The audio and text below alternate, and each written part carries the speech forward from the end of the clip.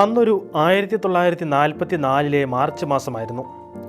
രണ്ടാം ലോക മഹായുദ്ധ സമയത്ത് നോർമണ്ടി ആക്രമണവുമായി ബന്ധപ്പെട്ട് രണ്ട് കുഞ്ഞുങ്ങളെപ്പറ്റിയുള്ള ഒരു സംഭവം. 6ഉം 8ഉം വയസ്സുള്ള അർഥറിൻ്റെയും അഡ്രിയാനിൻ്റെയും കഥ.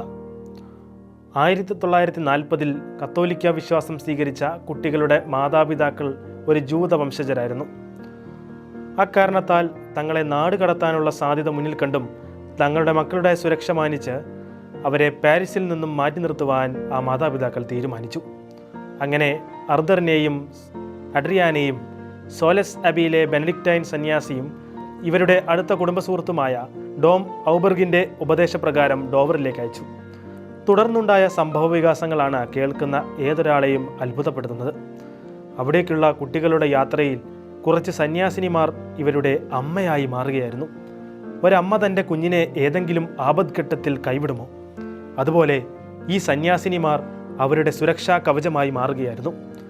അവിടെ സന്യാസിനിമാർ പെൺകുട്ടികൾക്കായി ഒരു സ്കൂളും അനാഥാലയവും നടത്തിയിരുന്നു. അവിടേക്കാണ് ഈ കുട്ടികളെ മാറ്റിയത്. യുദ്ധത്തിൻ്റെ പ്രതിസന്ധികൾ അവിടെ വൻതോതിൽ പിടിമുറുക്കിയ സമയത്തും ആ സന്യാസിനിമാർ അവരെ പൊതിഞ്ഞു പിടിച്ചു. ഒടുവിൽ യുദ്ധ സാഹചര്യത്തിന് ശമനമുണ്ടായി. പാരീസ് ശാന്തമായി.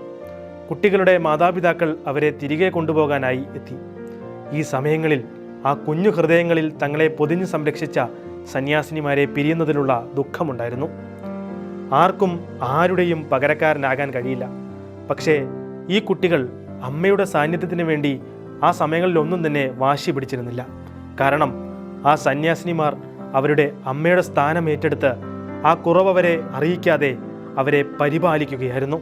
ഈ സംഭവം മറ്റാരും എഴുതിയുണ്ടാക്കിയ വെറുമൊരു കഥയല്ല. അന്നത്തെ കുഞ്ഞുങ്ങളിൽ ഒരാളായ അഡ്രിയാൻ ആസ്റ്റർ തൻ്റെ 86-ാം വയസ്സിൽ കഴിഞ്ഞ കുറച്ച് വർഷങ്ങൾക്ക് മുമ്പ് ഒരു മാധ്യമത്തോട് പങ്കുവച്ച കാര്യങ്ങളാണ് ഇതെല്ലാം.